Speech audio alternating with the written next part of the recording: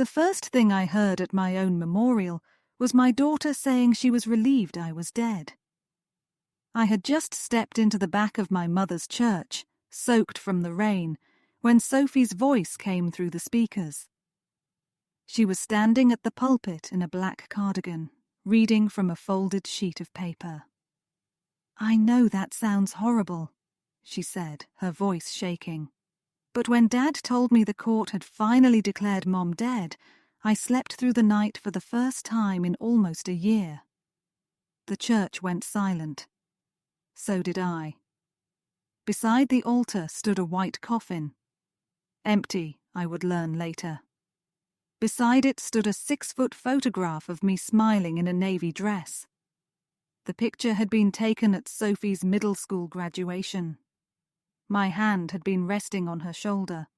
Someone had cropped her out. Under my face, in silver letters, were the words, "In loving memory of Natalie Mercer." For several seconds, I could not move.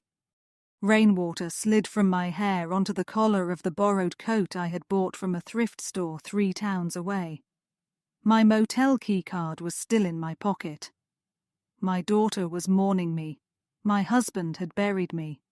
My younger sister sat beside him with one hand resting against his back. And all of them had done it while I was still alive. Sophie looked down at the paper. "I used to think every red car was hers," she continued. "I used to check every unknown number on Dad's phone. I used to wake up thinking I heard her key in the door." My fingers closed around the back pew. I kept waiting because everyone told me hope was good, but hope started to feel like a job. A woman in the 3rd row began to cry. I recognized her, Teresa Lang. 6 years earlier, I had sat beside Teresa in a hospital after her husband broke her jaw. The Mercy Street Foundation paid for her hotel, attorney, and first month's rent. I had held ice against her face and promised her that leaving did not make her selfish. Now she was crying because she believed I had died. Sophie swallowed. When the court said Mom was dead, I was angry. Then I was sad. Then I was relieved. Her voice broke on the final word. My husband, Daniel, looked down. My sister Claire reached towards Sophie, but Sophie shook her head and kept reading. "I'm sorry, Mum. I hope wherever you are, you understand why I needed you to stop coming back in my head." That was when my body moved. Not because I had decided to enter, because some part of me could not bear to hear what she would say next. My wet shoes struck the stone aisle. Once, twice, 3 times. Heads turned. At first, people looked irritated, then confused, then afraid.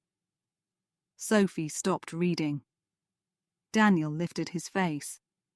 Claire stood so quickly her purse fell from her lap.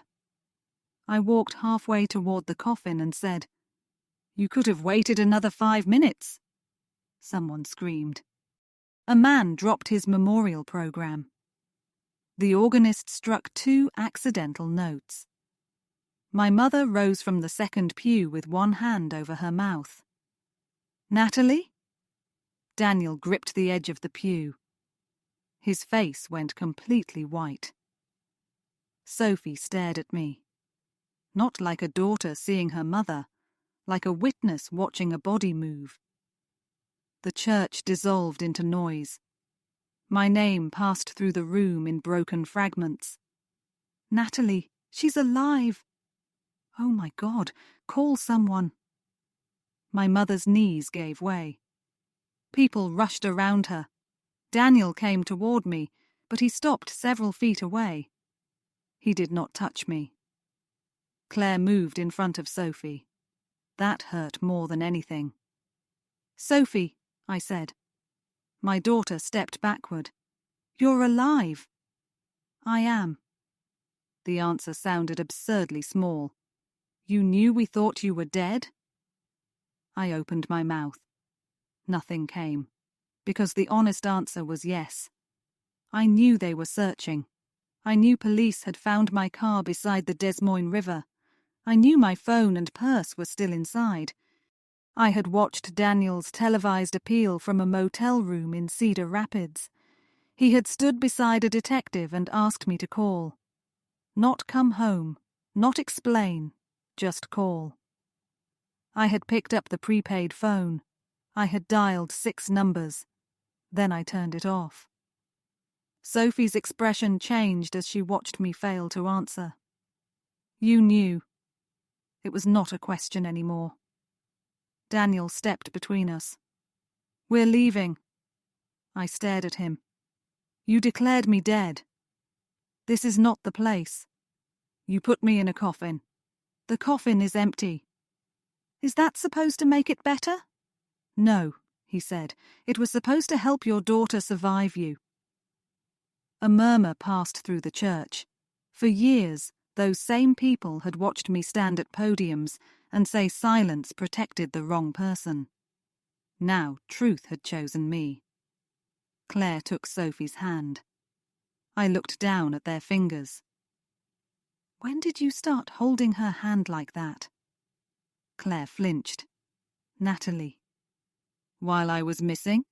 Or after you decided I was dead? Stop, Daniel said. I walk into my own funeral and you're telling me not to make a scene. Sophie pulled her hand from Claire's. For one hopeful second, I thought she was coming to me. Instead, she picked up her coat. I want to go home. Home. The word almost broke me. I'll come with you. No. Her answer was immediate. You don't get to walk in here and decide it's home again. Then she left. Claire followed her. Daniel remained beside the coffin. I looked at him. I need an explanation. You need to speak to the police. And you need to explain why my sister is raising my daughter. His jaw tightened. Claire helped raise Sophie while I answered detectives, reporters, your board, your mother, and strangers who thought I murdered you. I stared at him. The police searched our basement twice, he said. They cut pieces from the carpet. They dug behind the garage. Someone posted a map online showing where they thought I buried you. I didn't know. You could have. His voice stayed low. You could have known anything you wanted, Natalie. You only had to call. 2 officers arrived before the church emptied. Detective Lena Ortiz led me into a small office near the pastor's study. She had been the face of the search. I recognized her from television. She looked at me for a long time before opening her notebook. Mrs. Mercer, I suppose. Were you held against your will? No. Threatened? No. Did you suffer memory loss? No. Did you know people believed you were dead? I looked at the water stain beneath my shoes. Eventually. How eventually? After a few weeks. The second officer stopped writing. Ortiz did not. Why didn't you contact your family? I had prepared answers. Fear, confusion, exhaustion, a need for space. All of them were true. None were enough. I was ashamed. 11 months earlier, Mercy Street Foundation had been preparing for its largest expansion. I was the executive director. We were opening transitional housing across 3 counties. A national donor pledged $4 million. The governor's office had praised us publicly. My face appeared in magazines. I gave speeches about courage, transparency, and rebuilding after crisis. Then an internal audit found $860,000 missing. The transfers carried my authorization code. My electronic signature appeared on every approval. Our finance director, Owen Pike, disappeared 2 days before the audit meeting. By Friday, reporters were outside my office. By Monday, the board suspended me. By Wednesday, my photograph appeared beside the word fraud. I had not stolen the money. But I had ignored warnings because acknowledging them would have delayed the expansion and embarrassed me in front of donors. Our accountant, Maribel Shaw, told me Owen was bypassing review procedures. I accused her of resisting growth. When she pushed harder, I removed her from the project. 3 weeks later, the money was gone. "So you left," Ortiz said. I panicked. "You abandoned your car near the river." "I wanted reporters to stop following me." "You left your phone and purse inside." "I wasn't thinking." "You withdrew $9,000 2 days earlier." "It was my emergency fund." "Your husband did not know it existed." "No." Ortiz leaned back. "You understand that your disappearance created suspicion of foul play?" "Yes." "Your husband was questioned repeatedly. He lost his teaching position." I looked up. Daniel lost his job? "He resigned after being placed on administrative leave." My stomach tightened. Ortiz told me Owen had been arrested in Nevada 6 weeks earlier. Why didn't I hear? "Because you were hiding." After the interview, she told me to hire an attorney. "Your legal status is complicated." "Because Daniel declared me dead." "Because a court accepted evidence that now appears incomplete." "What evidence?" She pushed a business card toward me. "Get counsel." I left the station after dark. I had nowhere to go. The house on Glendale Avenue was still partly mine, at least in my mind. My clothes were there, my books, the ceramic bowl Sophie made in 5th grade, the dent in the hallway wall from the day Daniel tried to carry a dresser upstairs alone. I took a cab. The driver recognized me halfway there. "You're that missing woman." I was. He laughed nervously. "That's wild." Wild. Another gentle word for damage. The porch light glowed when we arrived. Daniel had mentioned it during the memorial. He had said he kept it on for months. I climbed the steps and used my key. It no longer worked. I tried twice. Daniel opened the door but left the chain attached. "You can't be here." "This is my house." It was. The word cut deeper than I expected. "I need my things." "I'll pack them." "I'm not a stranger." "No," he said. "Strangers don't know where to cut." A shadow moved upstairs. Sophie stood at the railing. She had changed out of the black cardigan. She wore grey sweatpants and an old Mercy Street t-shirt. One of mine. "Sophie, I need to explain." "No." "You deserve to know why I left." "I had 11 months to deserve it." Claire appeared behind her. I stared at my sister.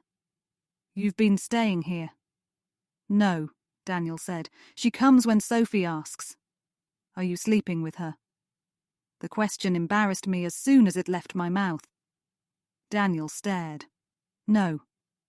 "Do you love her?" "Yes." My breath stopped. Then he said, "She is my family. She stayed." I looked at Sophie. "I'm still your mother." She came down 3 steps. "You always say that when you come back." The sentence struck somewhere old. Daniel looked toward her. Claire closed her eyes. "What does that mean?" I asked. Sophie laughed bitterly. "I was 7. The first time I disappeared, I called it a breakdown. Mercy Street had still been small. A family lost custody of their children after I missed a filing deadline. The mother screamed at me in the courthouse hallway. That night, I drove to Omaha. I stayed in a hotel for 6 weeks. When I returned, Daniel told everyone I had attended a residential wellness program. There had been no program, only a room with brown curtains and a vending machine outside. Sophie had been 7. I remembered coming home. She ran so fast she slipped on the kitchen floor. I remembered holding her. I remembered Daniel crying in the laundry room where he thought I could not see him. What I had never allowed myself to remember was everything before my return. It was different, I whispered. How? Sophie asked. I came back. You came back this time too. I was sick then. And now? I had no answer that did not sound like an excuse. Claire stepped forward. You need to leave. You always wanted my life, I said. Claire stared at me. My life? You liked being the dependable one, the good sister, the person everyone called when I failed. Her eyes filled. I cleaned up after you. You judged me. I told a 7-year-old her mother loved her while she screamed into a pillow. Claire's voice rose. You left me your child, your husband, your reporters, your mother, your debts, and a freezer full of meals people brought because they thought you were dead. Sophie flinched. Claire immediately lowered her voice. That small act, protecting my daughter from her anger, made me feel replaced in a way no affair could have. You didn't leave me your life, Claire said. You left me the wreckage and called me jealous for carrying it. Daniel stepped onto the porch and closed the door behind him. I'll bring your things tomorrow. I want my daughter. She is not a possession. I'm her mother. You are. Then stop keeping her from me. Daniel looked through the glass panel. I spent years telling her your leaving had nothing to do with her. It didn't. Children don't believe that. I can fix this. His eyes met mine. There it is. What? The belief that everything waits in the same condition until you decide to return. I'm alive, Daniel. Yes. His voice finally broke. I imagined your body in rivers, ditches, fields. I woke up hearing you call my name. I hated every argument we ever had because I thought one of them might have sent you somewhere you couldn't come back from. Tears stood in his eyes. I am glad you are alive. I waited. But I am not glad you walked into that church today. That is a horrible thing to say. It is the truest thing I have said in 11 months. The lock clicked behind him. I slept at my mother's house. Not because she invited me, because I sat outside until midnight, and eventually she opened the door and said the neighbors were watching. My childhood bedroom had become a sewing room, so she gave me the couch. The next morning, I found my obituary on the coffee table. Natalie Mercer, 41, remembered for service and advocacy. My mother entered with coffee. I didn't know how you drink it anymore. Black. You used to take cream. I stopped. There were 1,000 things inside that exchange. How did Daniel get a court to declare me dead after 11 months? I asked. You should ask him. I did. Ask better. I looked at her. What evidence did he submit? My mother's face closed. There was a letter. My stomach tightened. What letter? The one you wrote Sophie. I stood. I never sent it. No. How did he get it? It was found in your car. 3 nights before I vanished, I had written, Sophie, sometimes the kindest thing a damaged person can do is stop asking everyone else to live around the damage. I wrote that Daniel was steadier than I was, that Claire would remember school forms and birthdays, that I hoped Sophie would someday understand. Then I folded the letter and hid it beneath the spare tire. I had not meant for anyone to find it, but I had written it. The letter was enough? Not alone. What else? My mother hesitated. Then I remembered something I had buried even deeper. After Sophie was born, I disappeared for 4 days. I told Daniel I was staying with Claire. Claire thought I was with our mother. In reality, I stayed at a roadside motel. I had not considered it abandonment. I thought I was preventing myself from falling apart in front of my baby. I returned before anyone called police. We never spoke about it again. Daniel protected me. Claire protected me. My mother protected me. Because they concealed the damage, I believed there had been none. You all knew his petition was dishonest, I said. My mother's eyes filled. I watched Sophie stop eating. That does not justify erasing me. She slept on your side of the bed for 3 months. She checked every red car. She asked us to stop saying maybe tomorrow. So you gave her a funeral. We gave her one day after which no one would ask her to keep waiting. You erased me. No, Natalie. My mother's voice softened. We stopped making a child organize her life around your possible return. My attorney's name was Rebecca Shaw. She wore red glasses and had no patience for comforting lies. You are alive, she said. That part is easy. And everything else? Not easy. Daniel's petition included my abandoned vehicle, the letter, the cash withdrawal, my previous disappearances, and a private investigator's conclusion that I had either died or concealed myself permanently. He wanted my money, I said. Rebecca reviewed the estate records. My life insurance had paid $750,000. The mortgage was cleared. A trust had been established for Sophie. My investment account had been liquidated. He profited. Rebecca kept reading. The insurance payment is in a restricted trust. Your investments paid investigators, legal fees, and a settlement with Mercy Street. Settlement? The foundation sued your estate for losses connected to negligent oversight. I sat back. Daniel had sold his truck, borrowed against his pension, taken evening teaching work. He had not become wealthy from my death. I hated how much that complicated my anger. The first newspaper story appeared the next morning. Dead charity director returns after voluntary disappearance. By noon, strangers had turned me into whatever version they needed. A criminal, a victim, a selfish mother, a woman escaping abuse, a manipulator who wanted attention, a survivor who deserved privacy. I read every comment. That was another flaw of mine. I pretended not to care what people thought while constantly checking whether they had forgiven me. Maribel called 2 days later. I heard you're alive, she said. I heard Owen confessed. He did. Then the foundation will clear my name. Partly. I did not steal. No, you only made it possible. I closed my eyes. I trusted the wrong person. You punished the right person for warning you. I was under pressure. So was everyone. The board issued a statement confirming I had not stolen the money. It also stated that my negligence contributed to the loss. I wanted innocence.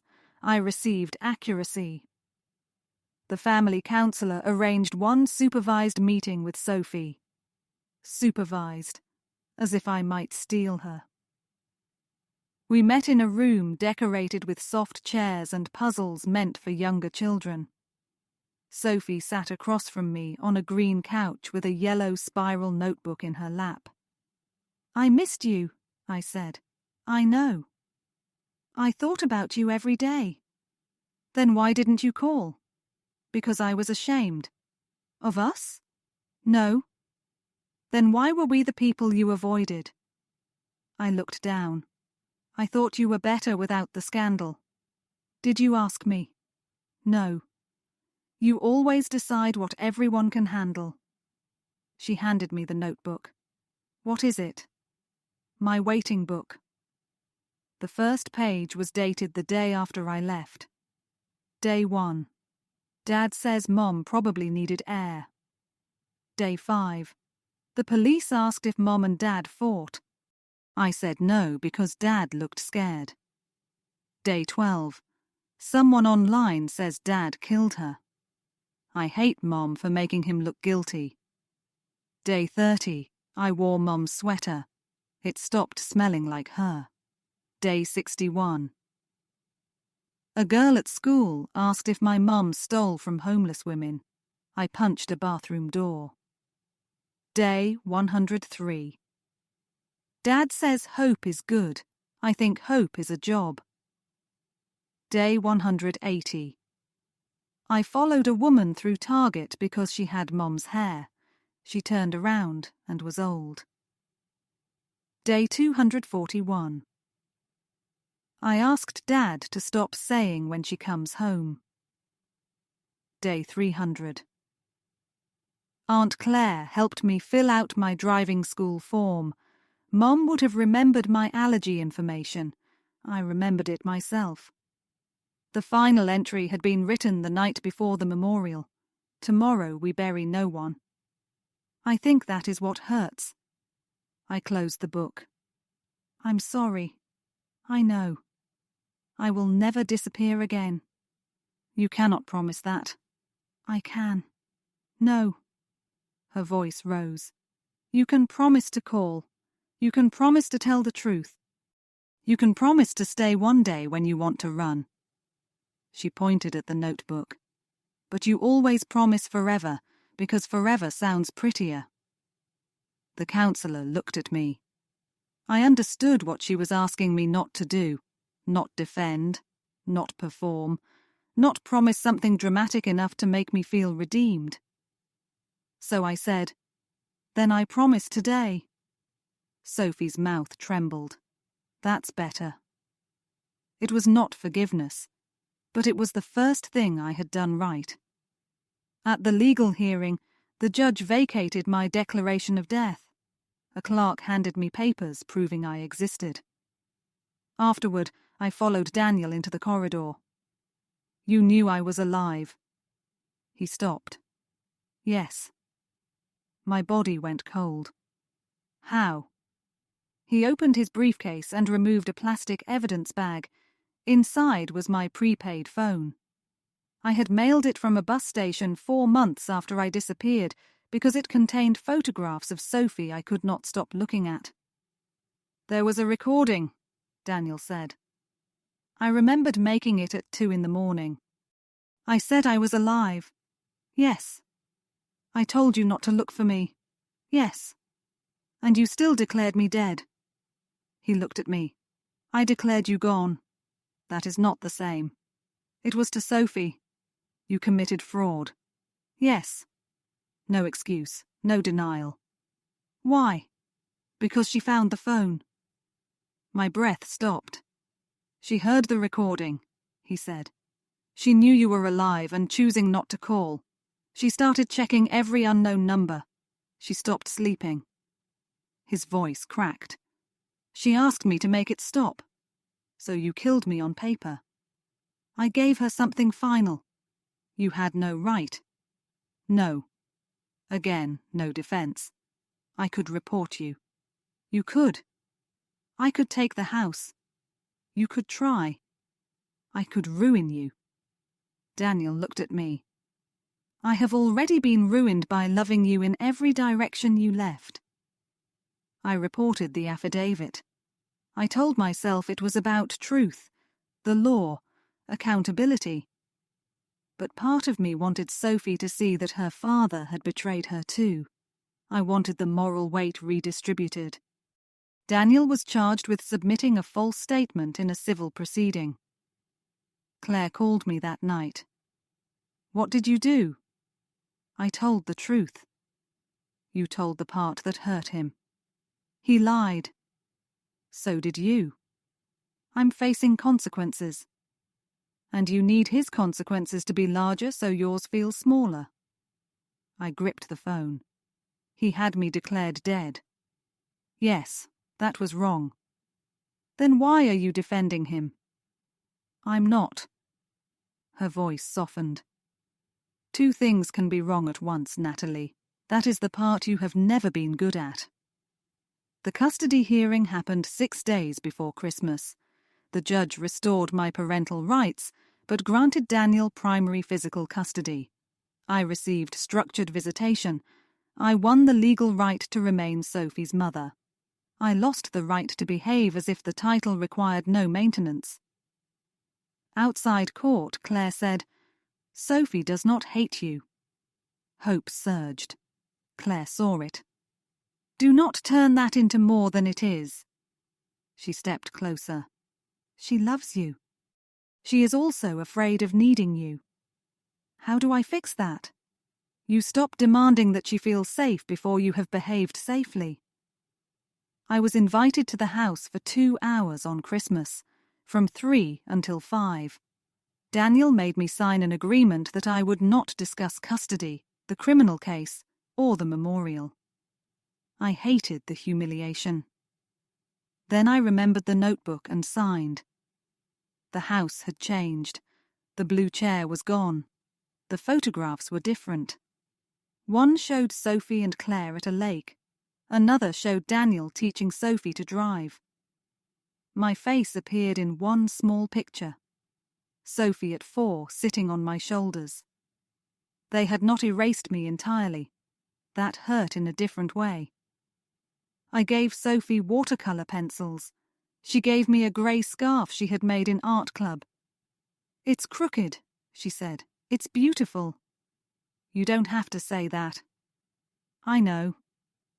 At 4:30, I followed Daniel into the kitchen. He stood at the sink washing a serving spoon. "The prosecutor offered probation," he said. I heard. "I'm accepting it. You'll admit you lied." "Yes." "Why?" He turned off the water. "Because I did." The simplicity of it shamed me. "Do you regret declaring me dead?"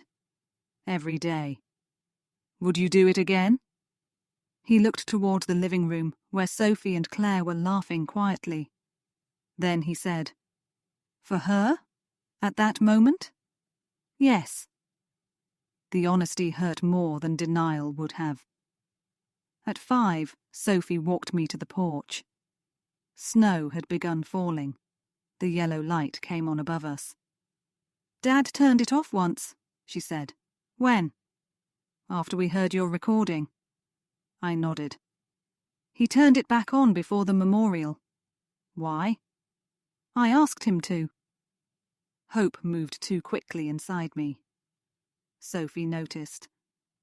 "I didn't know you would come. I just didn't want the house to look like nobody could." "That makes sense." She adjusted the scarf around my neck. "Are you coming Tuesday?" "Yes." "What if you feel ashamed?" "I'll come ashamed." "What if reporters are outside?" "I'll use another door." "What if you want to run?" I looked at my daughter. "Then I'll tell you I want to run." She nodded. No hug, no dramatic forgiveness, just a test placed gently between us. I passed that Tuesday, then the next, and the one after that. Mercy Street never rehired me. Maribel became executive director. I attended her public announcement from the back row. Afterward, I apologized. I told her I had valued being admired more than being corrected. I told her Owen stole the money, but I had unlocked the door. "I accept your apology," she said. "Do you forgive me?" "No." I nodded. It was becoming easier to survive accurate answers. I found work at a legal aid office, not as a director. I answered phones, scheduled appointments, and entered names into a database. No one applauded when I entered a room. No one needed me to be extraordinary. At first, I felt invisible. Then I began to understand the difference between invisibility and peace. Daniel accepted probation and admitted he lied. His teaching license was suspended for a year. We divorced quietly. Claire did not become his wife. For months, I had imagined they must have been waiting for me to disappear so they could become a family. The truth was less dramatic and more painful. They had become a family because someone had to remain in the room. 6 months after my memorial, Sophie asked to visit my apartment. I cleaned for 3 days, then forced myself to leave 1 mug in the sink. Perfection was another way I hid panic. She arrived carrying the yellow notebook.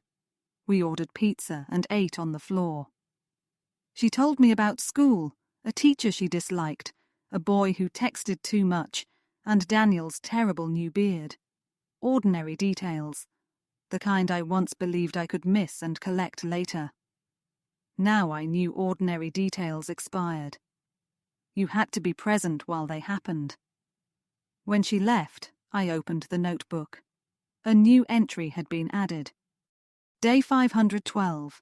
Mom came back a long time ago. I think today she stayed. I sat at the table for almost an hour, not crying, not calling anyone, just staying where I was.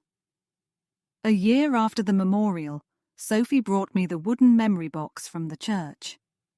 Inside were folded notes written by people who had believed I was dead. Teresa wrote, "You taught me that leaving danger was not selfish. I wish someone had taught you that leaving love without explanation is different." My mother had written, "I hope wherever you are, you have finally stopped running from the people who would have walked beside you." Daniel's note was longer. I did not read it immediately. Sophie sat across from me. "Are you scared?" "Yes." "Read it scared." I smiled. She had learned that phrase from me. Or maybe I had learned it from her. Daniel's note said, "Natalie, I do not know whether you left because you wanted to disappear, or because you believed disappearing would protect us. Neither possibility hurts less. I hope you are alive. I hope you are safe. But if you ever come back, do not ask us to return to the day you left. Meet us where we are." I folded the note. Sophie watched me. "Are you okay?" "No." She waited. "But I'm here." She reached across the table and placed her hand over mine. My family held a memorial for me while I was still alive. For a long time, I believed that was the worst thing they had done. It wasn't. The worst thing was what I taught them before the coffin arrived. I taught my husband that loving me meant waiting without answers. I taught my sister that helping me meant hiding the damage. I taught my daughter that my return was always possible and never dependable. The court gave me back my name. The state corrected my records. The bank reopened my accounts. Every document said I existed again. But Sophie taught me the harder truth. Existence is automatic. A place in someone's life is not. She is 18 now. On the morning she left for college, Daniel, Claire, my mother and I stood in the driveway while she packed her car. There was no clean version of our family, no restored photograph, no perfect reconciliation, just people who had done terrible things and kept showing up long enough for forgiveness to become possible. Before Sophie drove away, she hugged me. Not tightly, not like a child afraid I might vanish, like a young woman who believed I would still be there when she came back. Once, I thought love was proven by how desperately people searched for you. Now I know better. Sometimes love is proven by becoming someone they no longer have to search for.